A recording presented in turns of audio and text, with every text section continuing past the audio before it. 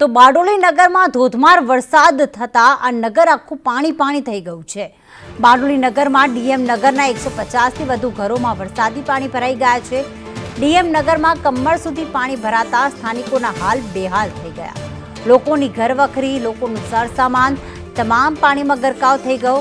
લોકોના ઘરોમાં પાણી ભરાતા ઘરવખરીને મોટું નુકસાન થઈ રહ્યું છે અને હાલમાં લોકો આ નુકસાની ભોગવવાનો વારો આવ્યો છે।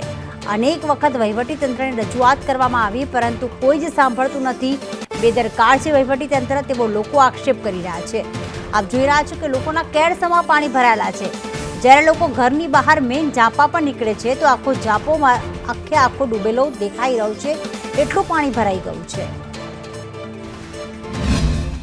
સુરત જિલ્લાના બારડોલીની અંદરમાં વહેલી સવારથી ધોધમાર વરસાદ વરસી રહ્યો છે, જેને લઈને નીચાણવાળા વિસ્તારો છે એ વિસ્તારોની અંદરમાં પાણી ભરાવાની સમસ્યા જોવા મળી રહી છે।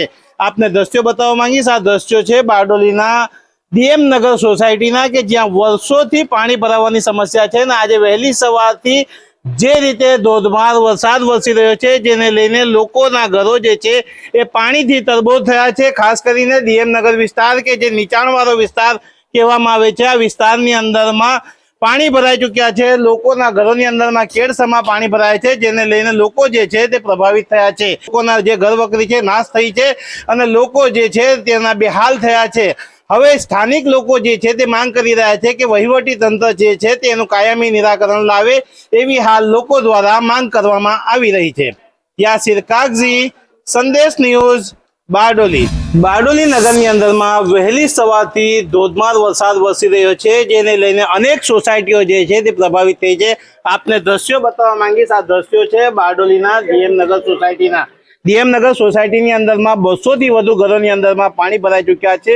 લોકો જે છે તે તાહીમાન પોકારી ચૂક્યા છે। ખાસ કરીને વહેલી સવારથી જે વરસાદ વરસ્યો છે જેને લઈને ડીએમ નગર સોસાયટીના રહીશો જે છે તેઓના ઘરોની અંદરમાં પાણી ભરાઈ ચૂક્યા છે। ઘરોને જે ઘરવખરી છે એ તમામ ઘરવખરી જે છે એ પાણીની અંદરમાં પલાઈ ચૂકી છે। કાલ હાંજથી ભરમાં પાણી ભરાઈ ગયેલું છે। પહેલા તો ઓછું હતું પણ રાતના કંઈક 4:30-5 વાગ્યા પછી વરસાદ વધ્યો અને પાણી આખા ઘરમાં ભરાઈ ગયું છે। કમર લગીને પાણી આવી ગયું છે ને ફર્નિચર, ફ્રીજ, ડીપ ફ્રીઝર, મારું ઘરનો સામાન, ધંધાનો સામાન બધું બગડી ગયો છે। વરસાદના લીધે બધે પાણી ભરાઈ ગયું ને ઘર આખું વેરવિખેર થઈ ગયું છે। નગરપાલિકાને ફોન કર્યો, ફાયર બ્રિગેડને ફોન કર્યો, બધાને ફોન કર્યો છતાં કોઈ આવ્યો નથી। કલાક રહીને ફાયર બ્રિગેડને પોલીસવાળા આવેલા છે। કલાક 1.5 કલાક રહીને ફોન કર્યા પછી આવેલા છે। નગરપાલિકા તો જો આવ્યું જ નથી જોવા। ખાસ કરીને જે રીતે સોસાયટીના લોકો છે, લોકોના ઘરોની અંદરમાં પાણી ભરાઈ ચૂક્યા છે અને ઘર વકરીનું તમામ સામાન છે એ સામાન જે છે તે પાણીની અંદરમાં પલાઈ ચૂક્યું છે। હવે લોકો એક જ માંગ કરી રહ્યા છે કે વહીવટી તંત્ર છે આ વિસ્તારના લોકોની જે સમસ્યા છે પાણી ભરાવાની એનું કાયમી નિરાકરણ કરે, એવી હવે લોકો માંગ કરી રહ્યા છે। યાસિર કાગઝી, સંદેશ ન્યૂઝ, બારડોલી।